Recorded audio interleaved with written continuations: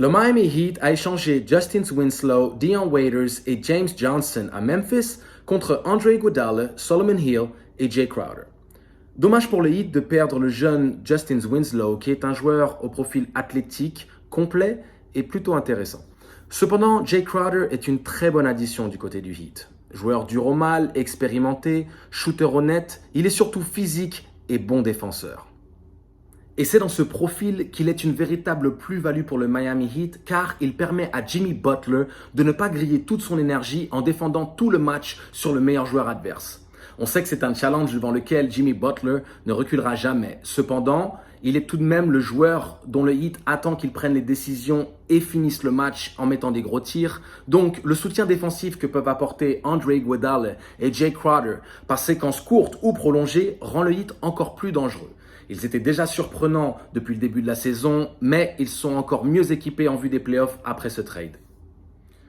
Pour revenir à Iguodala, un vrai move de patron pour sa part. Il est arrivé à Memphis après un sign-and-trade durant l'été dernier afin de libérer du cap space pour les Warriors. Sachant pertinemment qu'il n'avait aucune volonté de passer ses dernières années en NBA enterré dans une franchise en reconstruction, il était en négociation avec les Grizzlies depuis le début de la saison afin de trouver une destination adéquate dans le cadre d'un nouvel échange qui puisse satisfaire les deux parties. On voit ce genre de move se passer de plus en plus en NBA. Il y a un changement de mentalité, les joueurs prennent de plus en plus le contrôle de leur futur. Nombreux sont ceux qui investissent dans les nouvelles technologies ou placent leur argent intelligemment. En tout cas, 30 millions sur 2 ans pour Iggy. Tell us how you really feel, bruh.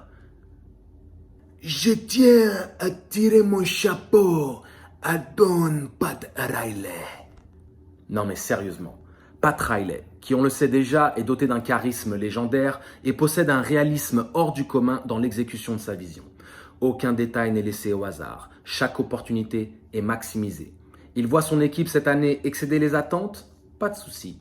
Double down avant la trade deadline. Pour ceux qui connaissent la carrière de leader de Slick Pat, rien d'étonnant. Je vous conseille d'ailleurs de lire son livre The Winner Within pour comprendre l'insatiable ambition qu'il habite et sa méthode pour partir à la conquête de la victoire finale. Grand monsieur le Pat. Il était à 2 doigts du chef-d'œuvre en récupérant Danilo Gallinari contre 2 bimbos et un mojito sans sacrifier aucune de ses jeunes pousses. Sacré Pat. Ensuite, le dossier Marcus Morris, qui était chaud bouillant avant cette trade deadline. Nombreux étaient les candidats désireux de s'attacher les services de l'ailier des Knicks. Les Lakers ont d'ailleurs longtemps été dans les négociations, mais lâcher Danny Green et Kyle Kuzma d'un coup ne semblait pas très raisonnable. Sachant surtout que les besoins des Lakers se situent plus dans le fait de trouver un autre créateur sur le pick and roll avec Anthony Davis quand LeBron James se repose sur le banc. Donc, revenons-en à Marcus. Et ce sont les Clippers qui ont remporté l'intervalle. Très bon move, il se renforce considérablement en vue des playoffs. Déjà, il est une véritable menace derrière la ligne à 3 points, 5e de toute la NBA dans le pourcentage de réussite. Et c'est un joueur de caractère, coachable, et qui rentre parfaitement dans le moule du banc agressif et talentueux des Clippers. Légitimement, avec l'arrivée de Morris, le banc des Clippers pourrait être un 5 majeur respectable dans n'importe quelle franchise NBA. Avec Lou Will, Landry Shamet, Marcus Morris et Montrezl Harrell, the Clippers got dogs. Et je ne sais pas si les Lakers en ont un seul pour le coup. Parlons un petit peu quand même de Isaiah Thomas, le pauvre IT qui se fait trimballer d'équipe en équipe depuis 3 saisons et qui s'est fait couper par les Clippers avant même d'avoir pu disputer le moindre match sous ses nouvelles couleurs.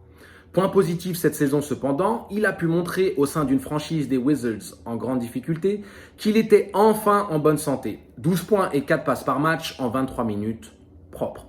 Espérons pour lui qu'une équipe lui donnera une chance de bien terminer la saison avant de trouver un nouveau contrat pour la saison prochaine. Petite pépite qui mérite d'être mentionnée quand même, les San Antonio Spurs ont informé DeMar DeRozan quelques heures avant la fin de la trade deadline qu'il ne sera pas échangé. DeRozan joue à un niveau de All-Star sur les 25 derniers matchs en tournant à 26 points par match à 58% de réussite. Sa petite conversation avec Kobe lui aura fortement servi. Pas fou le pop quand même, hein. Gros dossier maintenant. D'Angelo Russell, envoyé aux Wolves en échange de Andrew Wiggins, du premier tour de draft 2021 protégé top 3 des Wolves et aussi du second tour de draft 2022 protégé également. Les Dubs, en retour, envoient du côté de Minnesota Omari Spellman et Jacob Evans.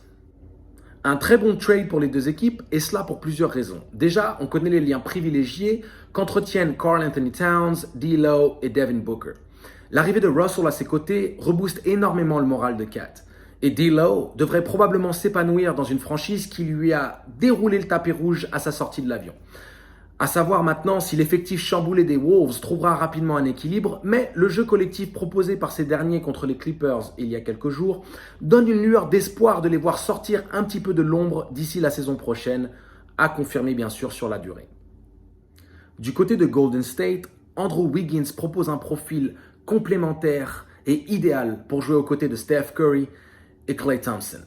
Le jeu rapide et libre développé par les Dubs vont permettre à Wiggins de libérer complètement son basket, n'ayant plus aucune pression de devoir porter l'équipe, tel que c'était le cas quand il jouait à Minnesota.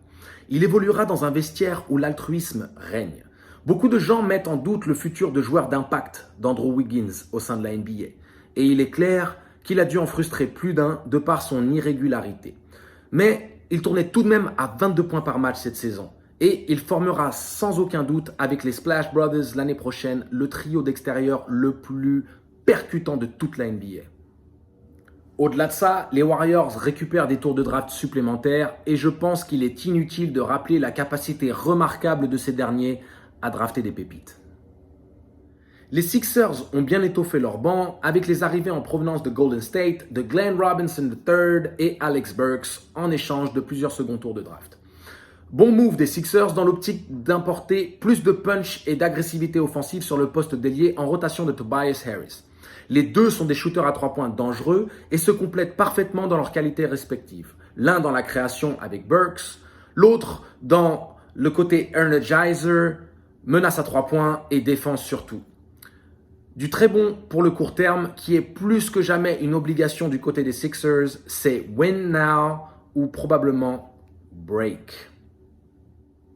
Trade intéressant entre les Sacramento Kings et les Atlanta Hawks, Alex Len et Jabari Parker arrivent du côté de Sacramento. Ils aideront probablement au niveau du rebond, apporteront une présence à l'intérieur. On sait cependant que la défense n'est pas le domaine de prédilection de Parker, mais il reste tout de même une sacrée arme offensive. Et pour le coup, Vlad et Divac semblent bien l'apprécier. Avec Dedmon, les Hawks, quant à eux, pourraient avoir trouvé leur backup idéal au poste de pivot derrière Clint Capella. Et enfin, toujours en parlant de ces Hawks, j'aime beaucoup l'arrivée de Clint Capella qui pourrait véritablement aider Trae Young dans le développement du jeu offensif d'Atlanta. On connaît ses qualités, je parlais de lui d'ailleurs dans mon premier podcast, La Minute du Tsar, donc je ne vais pas revenir là-dessus. Parlons maintenant des Rockets qui ont décidé de se débarrasser de leur unique chance de pouvoir contrecarrer la domination intérieure de leurs futurs adversaires en play-off pour les nommer les Lakers, les Clippers, et bien les amis. Que dire? Mike D'Antoni, grand gourou du small ball, a décidé de pousser le concept à son paroxysme vis-à-vis du standard de la NBA. Les fans des Rockets se sont empressés de faire les malins quand les Rockets ont battu les Lakers au Staples Center juste après le trade. Tout ça pour se manger une pilule le lendemain de 30 points par des Suns moribonds ces derniers temps. Wake up les amis. Une série playoff se joue au meilleur des 7 matchs. Gagner sur un match est une chose, on voit que les Rockets en sont tout à fait capables, surtout quand ils ont de la réussite à 3 points, mais remporter un titre en est une autre.